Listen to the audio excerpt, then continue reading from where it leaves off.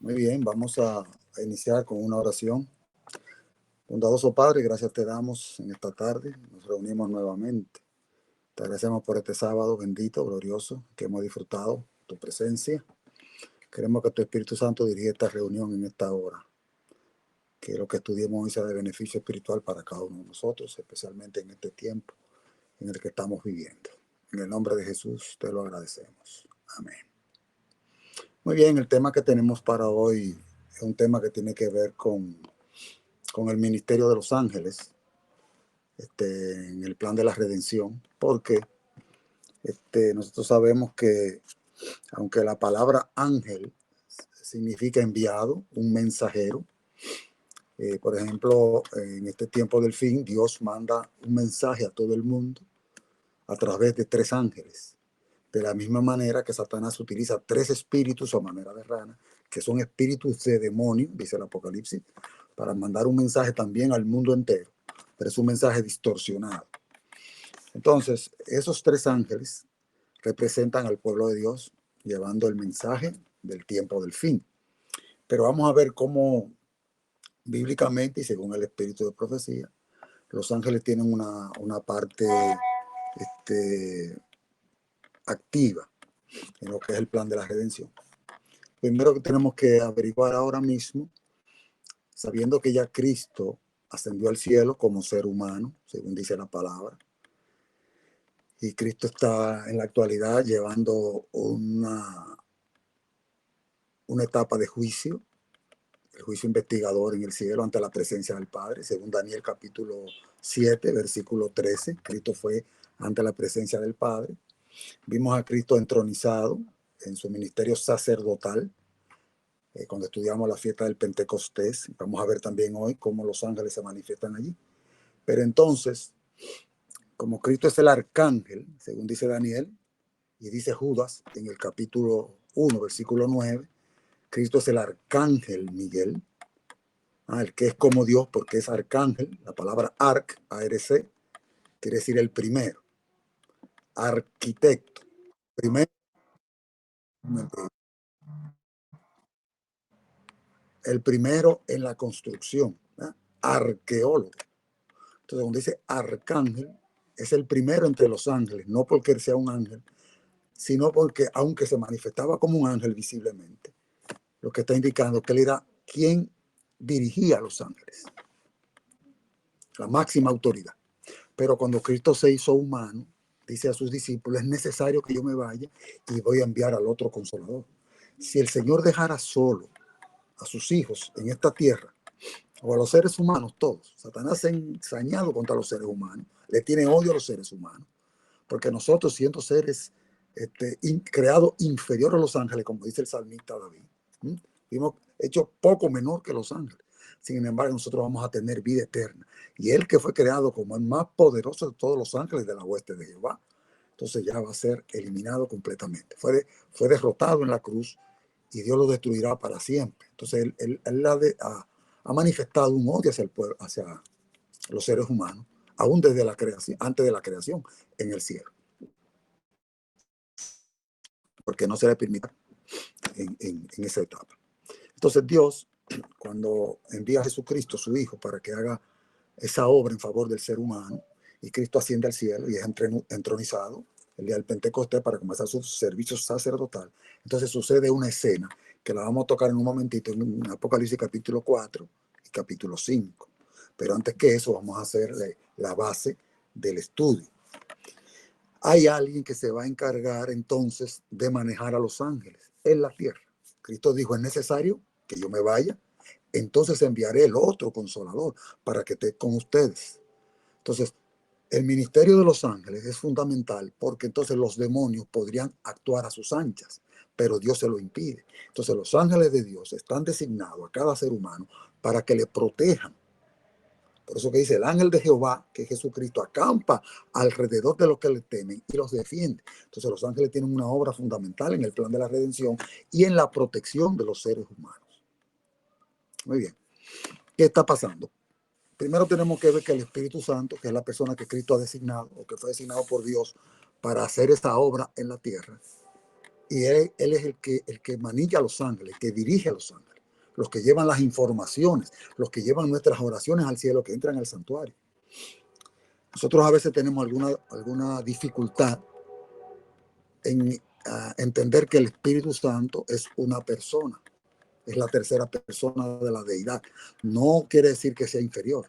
Cuando dice la tercera persona es por su oficio, por lo que ejecuta y por la importancia de la obra en la redención como fueron designados. El Padre designa ese plan de salvación para el hombre. Jesucristo lo ejecuta muriendo en la cruz y el Espíritu Santo hace una obra ahora de santificación en la persona. Usted notará que el Espíritu Santo en el Antiguo Testamento no se menciona tanto como en el Nuevo. Asimismo, en los primeros escritos del Espíritu de Profecía, usted notará que no se menciona tanto como en los últimos escritos, porque es cuando entra en vigencia la obra poderosa del Espíritu. Entonces, a veces nos da cierta dificultad entender que el Espíritu Santo es una persona por la forma como Dios uh, lo manifiesta en las Escrituras. Por ejemplo, a veces el Espíritu Santo es representado como una paloma, otras veces como lluvia, otras veces como aceite, otras veces como fuego o como viento. Entonces da la impresión como si fuera una sustancia. De ahí que nuestros queridos hermanos testigos de Jehová han tomado otra línea con respecto a lo que es el Espíritu Santo y lo que es Jesucristo. Entonces, tenemos que tomar eso en consideración para saber que esos son elementos que Dios utiliza para que usted entienda la obra del Espíritu Santo, porque como bien dice la sierva de Dios, la naturaleza del Espíritu Santo es un misterio, su naturaleza, pero su obra no. La obra queda claramente establecida en la Biblia. Entonces, voy a leer ahora algunas notas del Espíritu de Profecía. Luego vamos a estudiar con más detalle la palabra también. Dice la sierva de Dios, hay tres personas vivas del trío celestial. El nombre de estos tres poderes, el Padre, el Hijo y el Espíritu Santo. Fíjese que ella dice, en nombre de estos tres poderes, el Padre, el Hijo y el Espíritu Santo, los que reciben a Cristo por la fe viva son bautizados y estos poderes cooperarán con los súbditos del reino de Jesucristo, que son los redimidos de todas las edades, obedientes del cielo en sus esfuerzos por vivir la nueva vida en Cristo. En Evangelismo, página 447, dice la sierva de Dios, necesitamos comprender que el Espíritu Santo, que es una persona, así como Dios es persona, anda en estos terrenos. Ella quiere que nosotros entendamos, que no perdamos de vista que aunque en la Biblia se le menciona como los elementos que anteriormente cité, sepamos que es una persona. Es una persona dentro del trío celestial, Padre, Hijo y Espíritu Santo. ¿Qué está sucediendo? Que el Espíritu Santo, por su función, a veces se interpreta como si fuera un poder, una esencia, un perfume. Jesucristo lo vemos como un hijo, y porque él se sujeta al Padre y es súbdito, ¿verdad? Es un eterno siervo sufriente de Jehová. Y entonces podemos ver al Padre quizá como la autoridad máxima. A veces a Dios, el Padre, se le mira como si fuera un ser que está esperando que usted cometa una falta para castigarlo. Y Jesucristo viene a demostrar el carácter del Padre para que entendamos que eso no es así. Ahora ellos trabajan mancomunadamente, en estrecha relación. Pero así como Dios tiene su deidad, Padre, Hijo y Espíritu Santo, también vemos que el enemigo de las almas tiene su deidad, su Trinidad, digamos así, aunque eso no es un término bíblico, porque la Biblia habla del dragón, la bestia y el falso profeta. Y notamos que la obra del dragón, o sea, su planteamiento, lo que él desea, dice, sobre las estrellas del cielo alzaré mi solio y seré semejante al Altísimo. Quiere tomar las prerrogativas de Dios, el Padre. Luego aparece la bestia, que dice que es el vicario de Cristo. Trata de tomar la posición del Hijo. Entonces, como ahora quien está haciendo una obra fundamental en el plan de la redención es el Espíritu Santo, entonces aparece la tercera persona de la falsa Trinidad, que está representado por el falso profeta. Entonces va a distorsionar la obra del Espíritu Santo, que es quien verdaderamente impresiona al profeta verdadero. La palabra de Dios verdadera, todo es inspirado por el Espíritu Santo.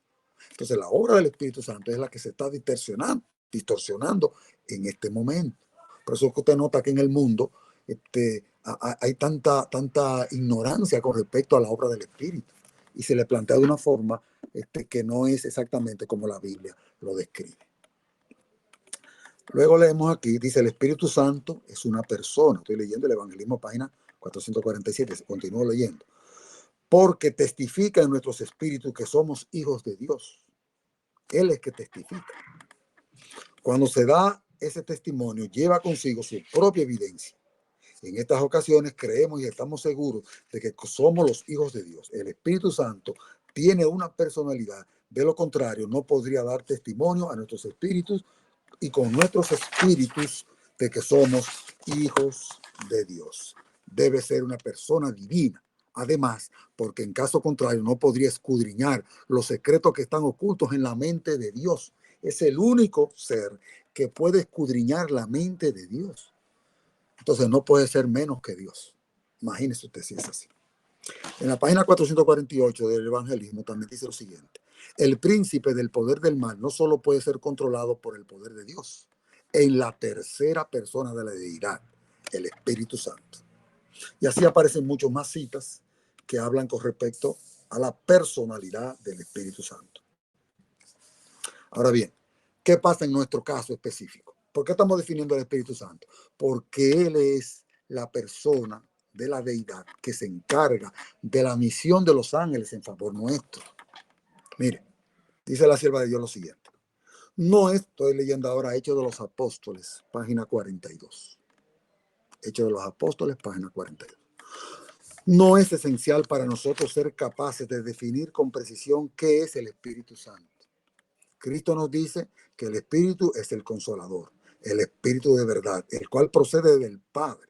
Se asevera claramente tocante al Espíritu Santo que en su obra de guiar a los hombres a toda verdad, no hablará de sí mismo. Esa es su misión, guiar a los hombres a toda verdad. La naturaleza del Espíritu Santo es un misterio. Oiga bien lo que dice la naturaleza, no la obra, no que no es Dios, no es que es una persona, eso lo sabemos porque la Biblia lo especifica, sino su naturaleza es un misterio. No sabemos cómo es. Algún día Dios revelará eso. Los hombres no pueden explicarla, mírelo como lo dice. Entonces, usted está notando por ahí afuera que hay cantidad de personas que quieren explicar la naturaleza del Espíritu Santo y por eso cometen errores. Los hombres no pueden explicarla porque el Señor no se lo ha revelado. Exactamente lo mismo que dijo Moisés. Las cosas reveladas son para nosotros y para nuestros hijos, mas las no reveladas son para Dios. A Dios no le plugo revelarnos a nosotros la naturaleza del Espíritu. Los hombres de conceptos fantásticos pueden reunir pasajes de las Escrituras, oiga bien, conceptos fantásticos, toman pasajes de las Escrituras y darles interpretaciones humanas, pero la aceptación de estos conceptos no fortalecerá a la iglesia. En cuanto a estos misterios demasiado profundos para el entendimiento humano, el silencio es oro. La sierva de Dios no nos aconseja que comencemos a profundizar en cosas que no están reveladas. Eso es lo que está trayendo confusión. Por eso ella misma pronosticó que en la apostasía omega, la que viene para nuestro tiempo, ¿no? En el alfa sucedió con lo que lo introdujo con respecto a lo que era el panteísmo, que trajo una confusión grandísima con respecto a lo que era la naturaleza de Dios, a cómo era Dios, a cómo era la deidad. En nuestro tiempo exactamente pasa lo mismo, porque ahora Jesucristo es un Dios que salió del Padre. O sea que Jesucristo tuvo un origen, aunque no tenga un final. Y al mismo tiempo el Espíritu Santo entonces es una esencia. Entonces hay que tener cuidado con eso, porque entonces se distorsiona lo que es la deidad verdaderamente. Y Jesucristo no surgió del Padre. Cada vez que la Biblia se refiere a Jesucristo como sujeto al Padre, como hijo de Dios, es en la tierra. Si usted se va a Hebreos en el capítulo 1, le va a decir que cuando el Padre introduce al primogénito en la tierra, le dice, yo te he engendrado hoy. Pero ese engendramiento lo dice ahí, pero en la Biblia solamente aparece 4 veces esa palabra, yo te he engendrado hoy. Y la primera está en el Antiguo Testamento, en Deuteronomio. Pero cuando lo están mencionando, y también lo menciona David, en el Salmo, no recuerdo ahora el número, pero en uno de los Salmos lo menciona David. Y eso son 900 años antes de Cristo. Después lo menciona Pablo, cuando ya Cristo estaba en el cielo. Y dice, yo te he engendrado hoy. ¿Cuándo fue que lo engendró? Hoy, hace 900 años, hace 1000 años, en la época que lo dijo Moisés. ¿Cuándo fue que lo engendró? Indicando entonces que la palabra engendrado lo que significa es un título mesiánico de Jesucristo. Pero no se está refiriendo a que Jesucristo lo hayan formado como Dios, porque una de las características de Dios es la ¿no se llama? La eternidad. O sea, Dios no tiene origen, no tiene principio ni tiene fin. Por eso Jesucristo dice: yo soy el alfa y el omega, el principio y el fin. Cristo es Dios. No podemos tomarlo de otra manera. Aunque no entendamos todo el concepto, porque es un misterio. Dice: grande es el misterio de la piedad. Dios fue manifestado en carne. Entonces el hombre quiere profundizar en los misterios de Dios, de cosas que Dios no le ha revelado. Cada vez que uno profundiza en cosas que Dios no ha revelado, caemos en errores. Mantengamos siempre hasta donde Dios reveló para nuestra enseñanza. Y lo que no fue revelado, dejémoselo a Dios. Muy bien. ¿Qué está pasando?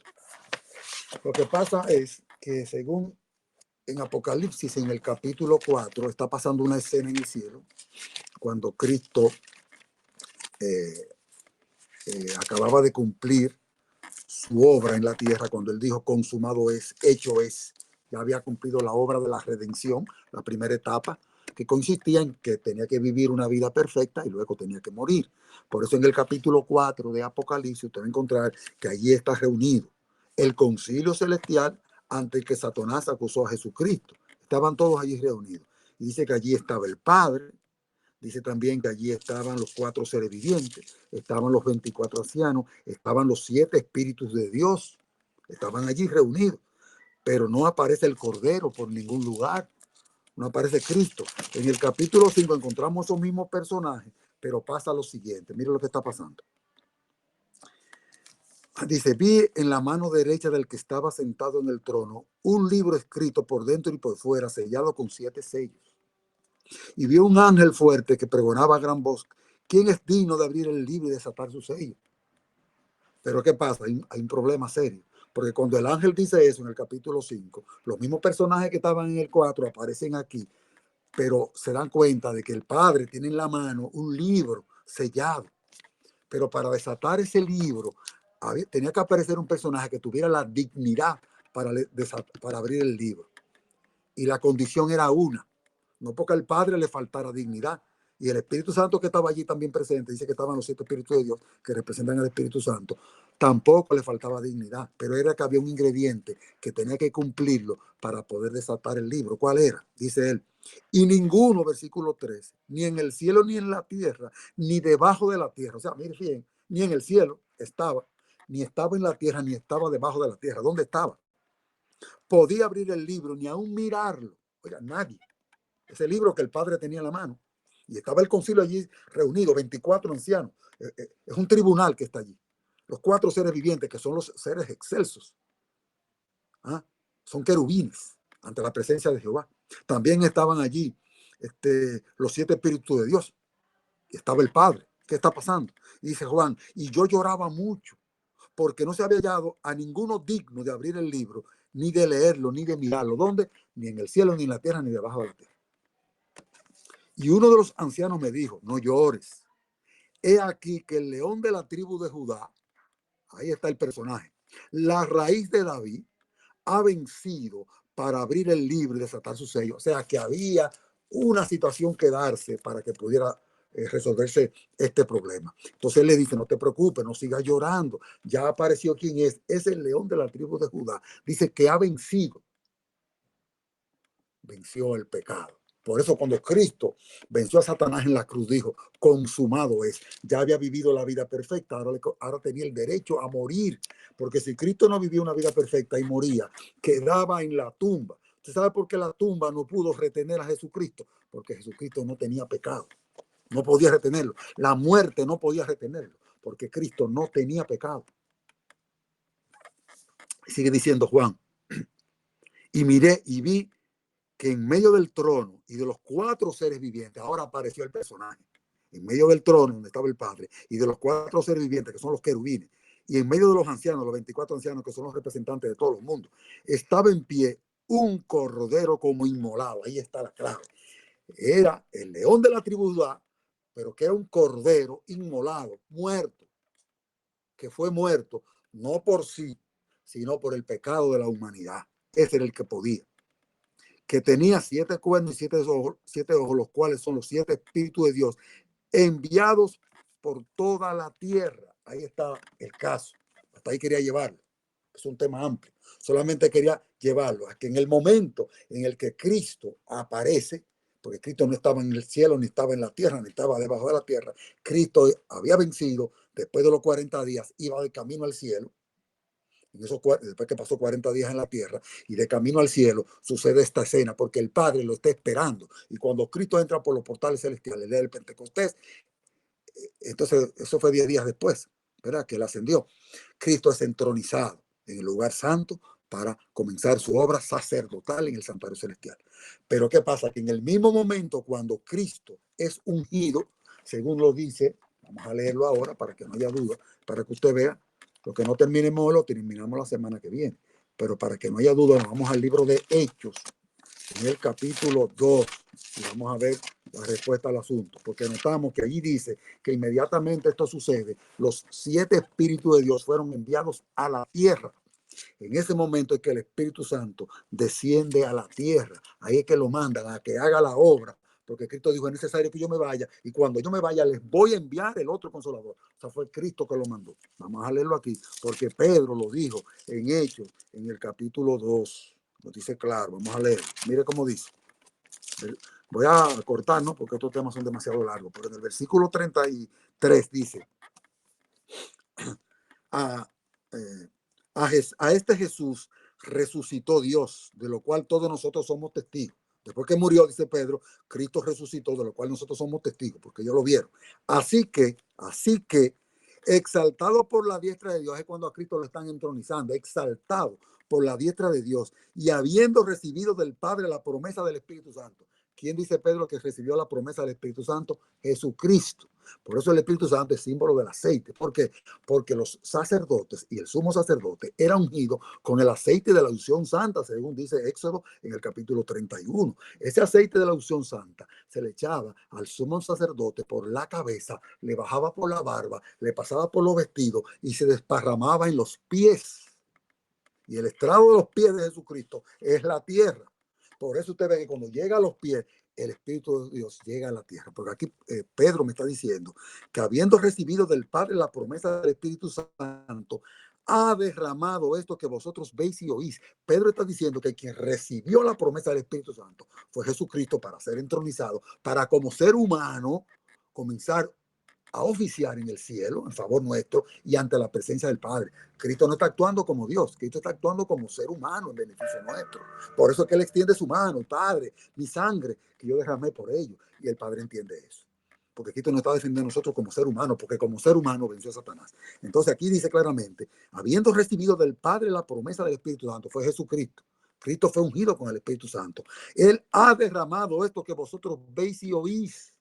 Eso fue el día del Pentecostés, porque David no subió a los cielos, ahí sigue explicando más cosas. Ahora bien, versículo 35, dice, siéntate a mi diestra hasta que ponga a tus enemigos por estrado de tus pies. El 36, ahí está la clave.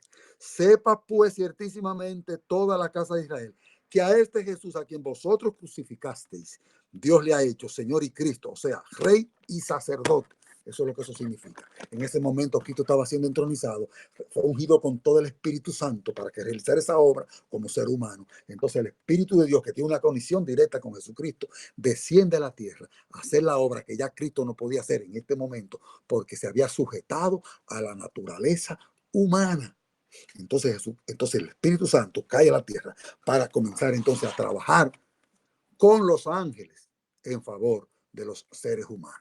Y todas las oraciones que el Espíritu Santo las arregla, las que nosotros hacemos, porque oramos mal, Él las endereza, las manda con los ángeles. Y allá se le echa el incienso, que no es otra cosa que la sangre de Cristo, que se le añade a las oraciones de los santos para que el Padre pueda entonces perdonarnos.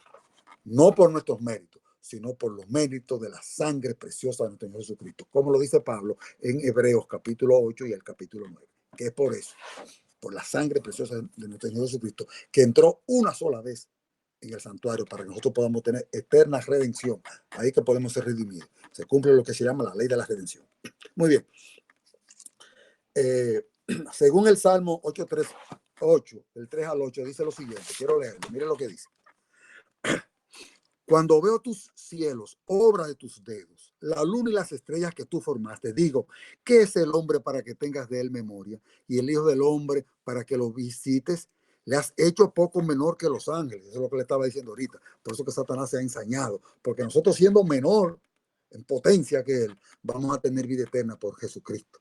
Y él perdió esa oportunidad que Dios le dio. Y dice, y lo coronaste de gloria y de honra. Eso fue lo que pasó con Adán. Para que veamos de dónde viene el problema y por qué los ángeles tienen que operar. Porque nuestra lucha no es contra sangre ni carne. Si fuera contra sangre y carne, fuera fácil. De hombre a hombre. No es así, ¿no? Es contra malicias espirituales. Entonces, por eso es que Dios tiene que mandar a los ángeles para que nos defienda, porque nosotros contra Satanás no vamos a poder. Sigue diciendo, y más con esta naturaleza caída. Dice, y lo coronaste de gloria y de honra al hombre, a Adán. Le hiciste señorear sobre las obras de tus manos. Dios le dijo, tú eres el Señor, el administrador de todas las obras que yo he creado aquí en la tierra. Todo lo pusiste debajo de sus pies. Ovejas y bueyes, todo ello. Y asimismo, las bestias del campo, las aves de los cielos y los peces del mar. Todo cuanto pasa por los senderos del mar. Es decir, que esa potestad Dios se la dio al hombre. Pero llegó un momento donde él perdió esa potestad. Y quien toma posesión de ella, de los reinos de este mundo, fue Lucifer. Usted conoce la historia, en el plan de la redención. Por eso Cristo tuvo que venir. Y luego que Cristo asciende, Cristo no nos dejó huérfanos. Entonces nos dejó con el Espíritu Santo y los ángeles, que son los que nos van a defender en esta obra de dificultad y los que nos van a ayudar a llevar el mensaje y lo que impresionará nuestra mente. A veces nosotros creemos que la misión de los ángeles, que este es el propósito del estudio, que la función de los ángeles es muy superficial. Dios trabaja a través de los ángeles. Búsquese el libro que se llama el ministerio de los ángeles, de Elena G. de White, para que usted vea cómo que los ángeles trabajan. Y vamos a tocar algunas cosas. Romanos 6:16 dice, ¿no sabéis que si os sometéis a alguien, lo que le pasó a Adán, como esclavos para obedecerle, sois esclavos de aquel a quien obedecéis? Está diciendo el apóstol Pablo a nosotros, pero exactamente lo mismo que le pasó a Adán. Adán se sometió a Satanás. Por eso se hizo esclavo de Satanás. Y él no podía liberarse él mismo. Tuvo que venir Jesucristo a hacer esa obra. Sea del pecado para muerte o sea de la obediencia para justicia. Mire cómo la sierva de Dios lo explica ahora. Clarísimo. En Patriarcas y Profetas, página 47. Ahora ella lo va a explicar. Eso mismo que acabamos de leer. El problema de Adán. Al ser creado Adán, recibió el señorío de la tierra. Lo vamos a leer ahorita en el libro de Salmos, capítulo 8, del 3 al 8. El señorío de la tierra. Pero al ceder a la tentación, es lo que dice Pablo en Romanos 6:16, pero al ceder a la tentación cayó bajo el poder de Satanás. Y el que es vencido por alguno es hecho esclavo del que lo venció. Está citando lo mismo que dice Romanos 6:16 y también lo que dijo el apóstol Pedro, porque ambos lo dicen. Cuando el hombre cayó bajo el cautiverio de Satanás, el dominio que antes ejercía pasó a manos de su conquistador. Es decir, que el dominio que tenía Adán ahora pasó a manos de Satanás. Y no es de extrañarnos que en Mateo capítulo 4 y en Marcos 4, también en los dos lo dice, o en Lucas 4, no me recuerdo, pero yo sé que en Mateo 4 sí está. Si no está en Marcos, está en Lucas, no del Evangelio, en el mismo capítulo 4. Dice allí que cuando Cristo fue tentado, Satanás le ofreció los reinos del mundo. Dice, porque a mí fueron dados. Oiga como el orgullo que él habló. Porque a mí fueron dados. ¿Quién se lo dio? Entonces lo que le está diciendo, al que tú le diste el dominio, él me lo dio a mí. Ahora él es esclavo mío. ¿Quién es? El hombre. Entonces por eso la sierva de Dios dice, el dominio que antes ejercía pasó a manos de su conquistador. De esa manera, Satanás llegó a ser el Dios de este siglo. Él había usurpado el dominio que originalmente fue otorgado a Adán. Pero Cristo, mediante su sacrificio, al pagar la pena del pecado, no solamente redimiría al hombre, sino que también recuperaría el dominio que éste había perdido.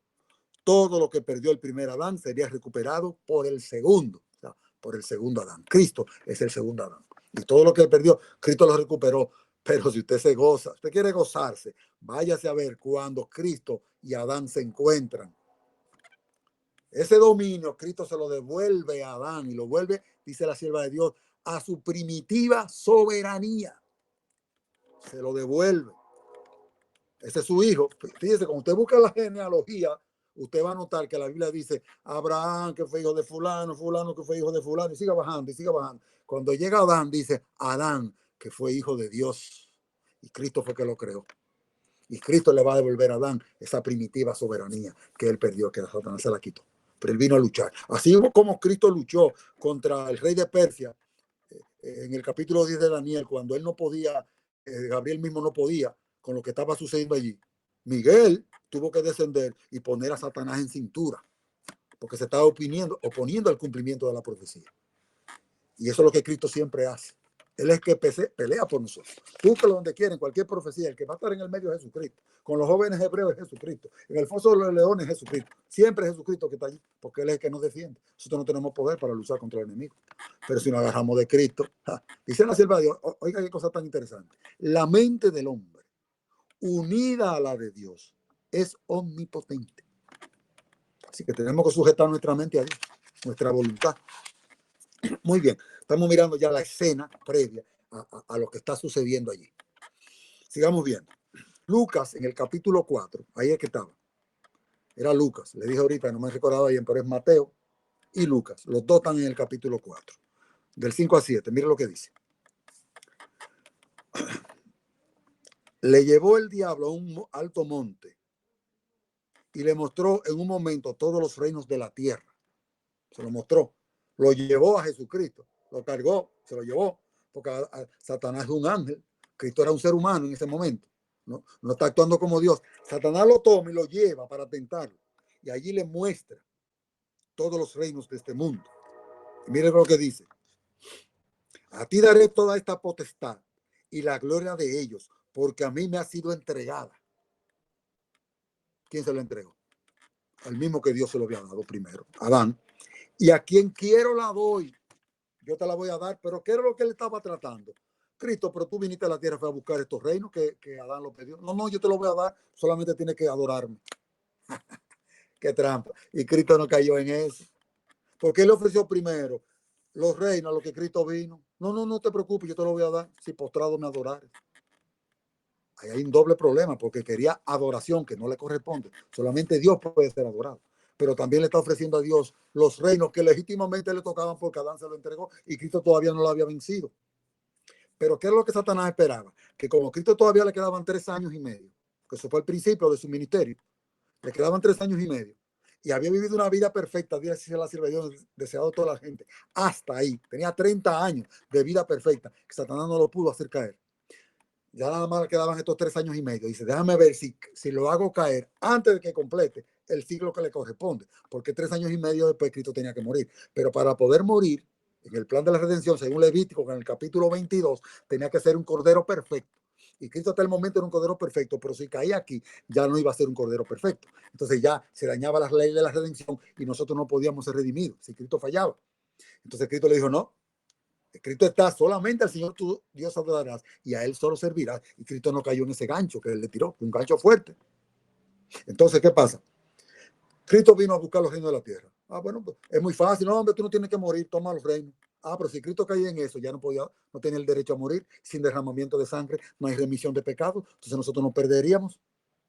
Entonces, por eso Cristo no cayó en eso y completó la ley de redención. Cuando Satanás vio que Cristo no cayó en ninguna de sus tentaciones, que no se la confió a nadie, que fue Él en persona, Él mismo fue que tentó a Jesucristo. Él no mandó un ángel, fue Él mismo, el más poderoso, pero no pudo. Entonces ya al final de la historia, ya cuando ya Cristo está casi muriendo, utilizó a uno de los suyos para que Cristo tampoco pudiera completar la ley de la redención, que era la segunda etapa, era que tenía que morir. Y Pedro le dice, Señor, que tú no mueras, que no te pase eso a ti. Porque como ya había vivido la vida perfecta, completa, a los 33 años, dice, ahora vamos a tratar de que no muera. Y mandó uno de los de Jesucristo, entra en el corazón de él, en la mente, de alguna manera, usando algún recurso externo. Y Pedro le dice, Señor, que no te acontezca eso, apártate de mí, Satanás, me eres estorbo. Porque Cristo sabía que Satanás estaba utilizando a Pedro para que él no completara la redención del hombre, porque tenía que morir después de eso. Ahí fue que lo venció. Por eso cuando Cristo termina su obra, dice, consumado es, viví la vida perfecta y ahora yo puedo morir, derramar mi sangre en beneficio del hombre. Y eso fue lo que Cristo logró. Entonces, Satanás no pudo con Jesucristo vencerlo en ese momento. La misión de Jesucristo, ¿cuál era? Derrotar a Satanás para que el hombre pudiera alcanzar la redención. Vamos a leer ahora el libro de Juan en el capítulo 12, versículos 31 al 33, y dice: ahora es el juicio de este mundo. Eso fue cuando Cristo lo venció, después que resucitó. Ahora el príncipe de este mundo será echado fuera, porque ya viví la vida perfecta y morí, ya es echado fuera. Dice, ahora es el juicio de este mundo. O sea, que el juicio comenzaba ahí. ¿Quién es el responsable de recibir los pecados en el santuario que fueron introducidos al santuario, confesados, pero que están dentro del santuario? Son los únicos que van a ser salvos, los pecados que entren al santuario. El que no entre su pecado al santuario se pierde, porque se queda con su propio pecado en él. Entonces hay que confesarlo para meterlo allá. Eso fue lo que el Señor nos enseñó.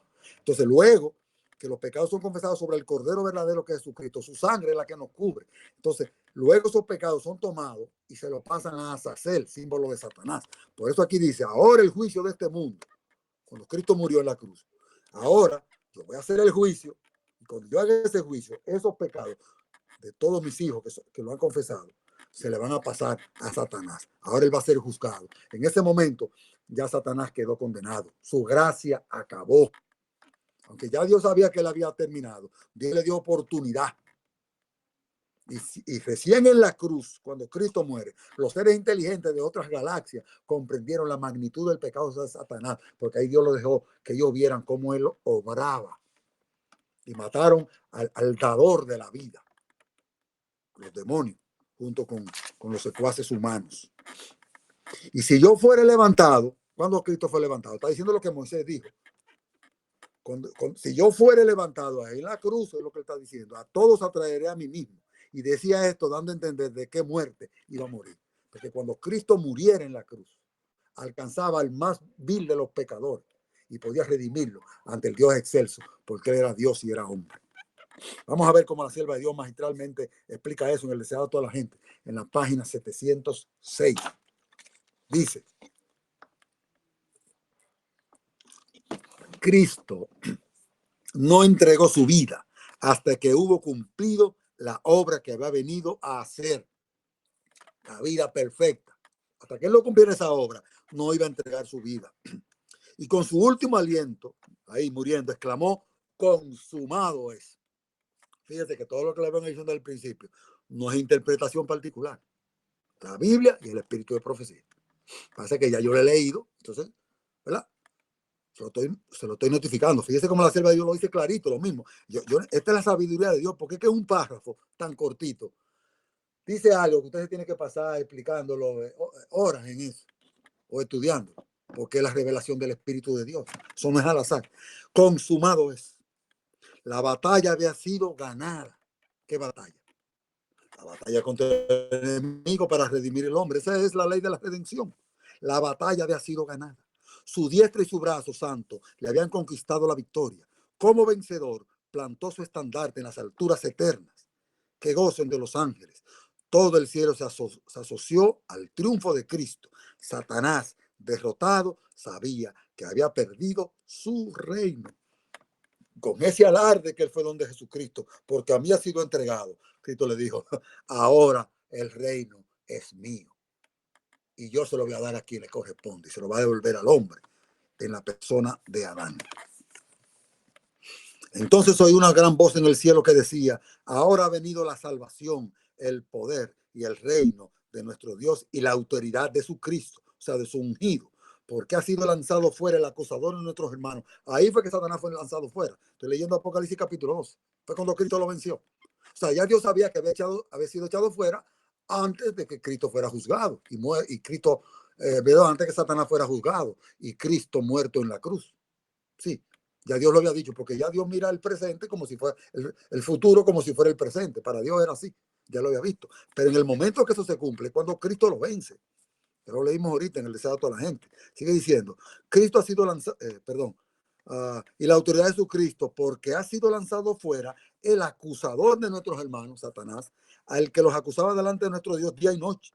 Y ellos le han vencido por la sangre del Cordero. O sea, que fue el derramamiento de la sangre de Cristo en la cruz. Es la forma como Satanás es vencido. Y de la palabra del testimonio de ellos. Y menospreciaron su vida hasta la muerte. Por lo cual, alegraos cielos y los que moráis en ellos.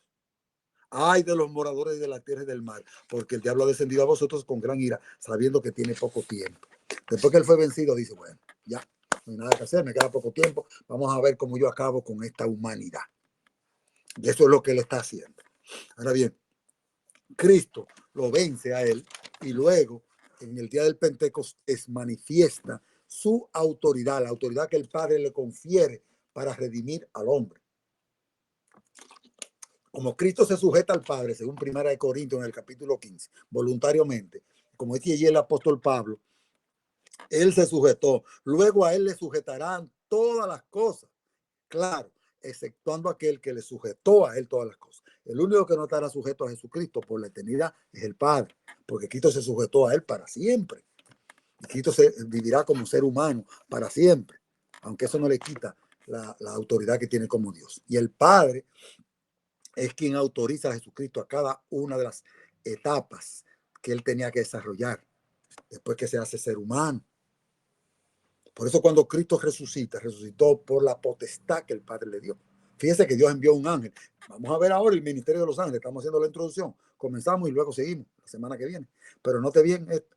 El ministerio de los ángeles indica claramente cómo Dios opera. Porque cuando Cristo resucitó, ¿qué fue lo que Dios hizo? Porque Dios no le dijo, levántate y ven. Dios mandó un ángel, dice la Biblia. Váyase a los evangelios. Cuando el ángel Gabriel va y pisa la tierra tembló. Los guardias que estaban allí quedaron como muertos. Los demonios salieron huyendo. Satanás se aira contra ellos. Pero no es cualquier cosa. Dice la sierva de Dios, había descendido el más poderoso ángel de la hueste de Jehová, quien se sentó, quien está a la derecha del Padre. Gabriel, ese querubín, fue que descendió. Y cuando tembló, movió la piedra, él solo, y entonces le dice, hijo de David, tu padre te llama. Y Cristo resucita por la vida que había en él, una vida no heredada. Tengo el poder de poner mi vida y de volverla a tomar. Nadie me la quita. Yo la pongo de mí mismo. Por eso el Padre me ama. Eso no es una vida heredada. No fue que el Padre le dio la vida a Jesucristo, es que Jesucristo tiene vida propia. Ahora el Padre sí le dio la autoridad a resucitar. Y le dijo, hijo de David, tu padre te llama. Y Cristo resucita. Y entonces, por eso que usted ve que cuando María va a abrazarle, el padre él le dice, no me toques, porque aún no he subido a mi padre. Mas dile a mis hermanos que voy a mi padre y a vuestro padre. Entonces Cristo asciende ante la presencia del Padre para ver si su sacrificio había sido aceptado. Y en ese momento el Padre, ni siquiera los ángeles que fueron a abrazarle, felicitarle, dice que con la misma mano que él sanó tanta gente, con esa misma mano los detuvo y pasa ante la presencia del Padre. Y ahí el Padre le da el beneplácito de que su sacrificio había sido aceptado. Entonces vuelve y desciende a la tierra ese mismo día, ese mismo primer día de la semana, ese mismo domingo. Y ahí se encuentra usted camino de Maús, como se encuentra con algunos de sus discípulos. Ya conoce usted la historia. Y allí sí se dejó tocar. Pero antes de ir ante la presencia del Padre, no le tocó. Un indicativo de que Cristo resucitó por la vida que había en él. Y Dios envió un ángel para que haga esa obra. Y Dios trabaja siempre a través de los ángeles. Los ángeles son un ministerio. La obra como Dios sana es con los ángeles. Todo es con los ángeles. Así que Dios trabaja. Esos seres poderosos que Dios ha creado hacen una obra en el universo. Y Dios los envía. Y Dios tiene representantes en cada mundo del universo. Y cuando Dios tiene un concilio, esos representantes vienen y Dios da sus ordenanzas. Y esos representantes van a sus mundos y llevan el mensaje que Dios les encomendó. Así que Dios trabaja. Dios no es un mago. La gente cree como que Dios fuera un mago. Dios tiene el poder de hacer todas las cosas, pero Él emplea a sus criaturas para eso. A nosotros nos dio una labor en este plan de redención para ayudar a otros que están pereciendo en el pecado, que es un privilegio, ¿no? Seres mortales, pecadores, y Dios nos permite trabajar con él. Es un privilegio que uno no puede perderse. Muy bien. Ya vimos lo que pasó en el día del Pentecostés, ¿ah? Cómo el Espíritu Santo apareció, cómo fue enviado a la tierra. Y vamos a ver lo que nos dice la sierva de Dios ahora en un detalle con respecto a lo que pasó. Mire, Si nos vamos a ver ahora cómo los ángeles trabajan. Si nos vamos al libro de Génesis, ya estudiamos lo que dice Hechos 2, recuérdense, hace un ratito. Cómo fue que en el discurso de Pedro, cómo fue que el Espíritu Santo se manifestó. Ahora bien, mire lo que dice la palabra de Dios en Génesis capítulo 11, 8 y 9. Dice, así los esparció Jehová desde allí sobre la faz de toda la tierra. Y dejaron de edificar la ciudad. Eso fue cuando la torre de Babel. Por esto fue llamado el nombre de ella, Babel, porque allí confundió Jehová el lenguaje de toda la tierra. Había un solo lenguaje en toda la tierra. Todo el mundo hablaba el mismo idioma, porque cuando esto pasó, no había pasado tanto tiempo después de la creación, y todo el mundo hablaba un solo idioma. El idioma de Adán, no sabemos cuál era, pero lo que ellos hablaban. Ahora llegó un momento en que Dios confundió su lengua porque estaban haciendo una obra que Dios no le había mandado hacer ni convenía. Entonces Dios confunde su lengua y desde allí los esparció sobre la faz de la tierra. Por ahí dice que fue Jehová que confundió su lengua. Ahora, ¿qué recurso utilizó Jehová para confundir la lengua de ellos? ¿Bajó Jehová a confundirle la lengua o mandó sus emisarios, como siempre hace? Porque siempre Dios trabaja de la misma manera. Bueno, aquí en la historia de la redención, es un libro maravilloso. Recuerdo que nos regaló un amiguito de aquí, cuando yo vivía en Nueva York, se llamaba Carlos. En ese libro, la historia de la redención, en la página 75, dice lo siguiente. La torre alcanzaba ya una gran altura cuando el Señor envió dos ángeles para que lo confundieran. La Biblia me dijo ahorita que fue Jehová que lo confundió, pero ¿qué utilizó Dios para confundirlo? ¿Bajó él mismo? No. Aquí me está diciendo la sierva de Dios que Dios envió dos ángeles para que los confundieran en su trabajo. Se había encargado a ciertos hombres que recibieran indicaciones de los que trabajaban en lo alto y que pedían materiales para su trabajo. De manera que el primero se comunicaba con el segundo y este con el tercero hasta que el pedido llegaba a los que estaban abajo. La torre de Babel, eso cuando yo estudié arquitectura, me recuerdo que el profesor Miguel Hernández nos explicó cómo eran esas torres. Eso se llamaba un zigurat. Zigurat. Lo puedes buscar en el internet también. El zigurat es una torre que para poderle seguir elevando en altura, va formando una rampa en forma circular. Y de esa manera usted puede ir escalando la torre. Van subiendo los materiales y va construyendo desde abajo hacia arriba. Hace su base, su zapata, y de esa manera van subiendo los trabajadores. Entonces se pone una cadena de trabajadores y necesitamos ladrillos, tantos ladrillos. Y viene este y le pasa dos ladrillos a este, ese se lo pasa al tercero, ese al cuarto. Eso es lo que la sierva de Dios está explicando aquí. Ese al quinto hasta que llega allá arriba, a la altura donde va la torre, y allí se coloca el ladrillo. Mándame ahora el cubo del cemento, de la argamasa que se está utilizando para pegarlo. Y entonces así lo van mandando. Y así se va haciendo la construcción. Pero ¿qué pasó? Cuando Dios manda estos ángeles que confunden su lengua, entonces ellos no entendieron lo que estaba sucediendo. Alguien está tocando aquí. Me van a disculpar, mi hermano, y esto se está grabando. Un momentito. Estoy teniendo ahora mismo una disertación. En un momentito. Sí, está bien. Me disculpan, mis hermanos. Alguien me tocó la puerta. Lamento que esto se está grabando, pero bien, sigamos. Entonces, ¿qué está sucediendo?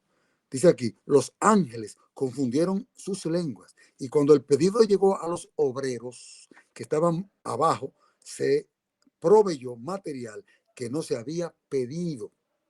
Un rayo del cielo, como una señal de la ira divina, destruyó la parte superior de la torre y la arrojó por tierra. Historia de la Redención, página 75. Muy bien. Si vamos al Salmo 104, que lo citamos ahorita también. Dice aquí, en la última parte del versículo 4, dice,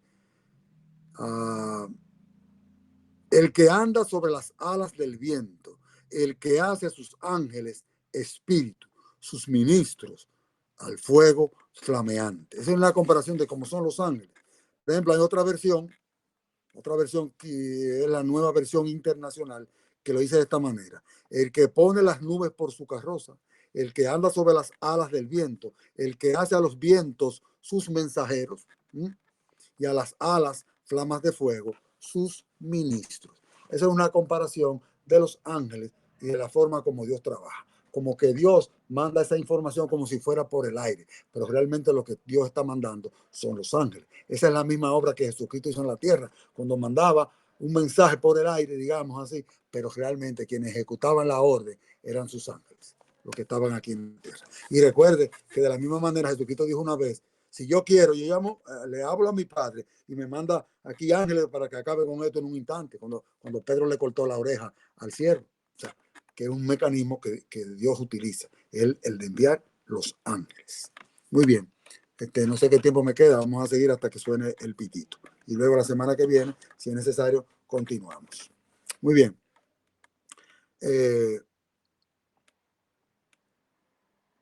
Vamos a leer algunas citas ahora del Espíritu de Profecía también que corroboran estas cosas, cuando dice, cuando la verdad en toda su sencillez sea vivida en todas sus partes, Dios obrará por medio de sus ángeles, tal como obró en el día del Pentecostés. La sierva de Dios está diciendo que cuando vino el derramamiento pentecostal a la tierra, Dios se manifestó a través de sus ángeles, porque allí había más de 3,000 personas. Y el Espíritu de Dios está dirigiendo a los ángeles para que hicieran esa obra allí. Y ese mensaje quedara impregnado en ellos, entendieran el mensaje que tenían que llevar cuando ellos se fueran, porque ellos estaban en Jerusalén de paso. Allí había más de 17 nacionalidades diferentes recibiendo esa información, ese derramamiento pentecostal que se manifestó a sus discípulos, y luego ellos tenían que llevarlo a todas las otras partes del mundo de donde ellos venían. Cuando los ángeles del cielo vengan entre nosotros y trabajen a través de los agentes humanos, dice la sierva de Dios, el mensaje selecto, tomo 2, página 57, habrá conversiones sólidas y sustanciales, lo mismo que pasó en el Pentecostés, según el orden de las conversiones después del día de Pentecostés. Es decir, que la sierva de Dios está haciendo una conexión directa de las obras de los ángeles en el día del Pentecostés y en nuestro tiempo. También será así mismo. Ese mensaje, ese fuerte pregón que nosotros vamos a dar, nosotros como siervos de Dios, no estará limitado a fuerzas humanas. Los ángeles van a trabajar con nosotros para que ese mensaje llegue. Y el Espíritu Santo tocando corazones es una obra grandiosa, cual nunca se ha visto. ¿Por qué? Porque ya no hay más oportunidad sobre los seres humanos. Es la última amonestación de Dios al mundo. Y con el mensaje que Satanás está utilizando, un mensaje distorsionado, aparentemente que viene de Dios, donde él se hará pasar hasta como si fuera Jesucristo, un mensaje torcido. Satanás, ¿cómo lo va a hacer? Satanás lo va a hacer a través de sus ángeles. La Biblia lo describe como 3 espíritus a manera de rana. Y luego dice que son espíritus de demonios que van a todo el mundo. Así mismo Dios va a mandar un triple mensaje angélico a todo el mundo, pero ese es el mensaje verdadero que Dios va a enviar. Ok, todo el cielo está interesado en tu salvación y los ángeles de Dios están esperando para hacer por ti lo que hicieron por los primeros discípulos en el día del Pentecostés. Sigue diciendo la sierva de Dios. Sigue diciendo más la sierva de Dios. A fin de conocerle, página 57, ¿cómo se llama? La matutina. Dice, mediante el ministerio de los ángeles, el Espíritu Santo puede obrar en la mente y el corazón del ser humano y atraerlo a Cristo. ¿A través de quién que trabaja el Espíritu Santo? Fíjese bien que la sierva de Dios está diciendo que es el Espíritu Santo. O sea que lo que venimos analizando desde el principio es una realidad. El Espíritu de Dios trabaja a través de los ángeles, porque ya Jesucristo ahora mismo se ha limitado a la naturaleza humana y está ejerciendo un juicio en el cielo ante la presencia del Padre de cada ser humano que ha profesado crear en él y que ha introducido en el santuario ¿cómo se llama?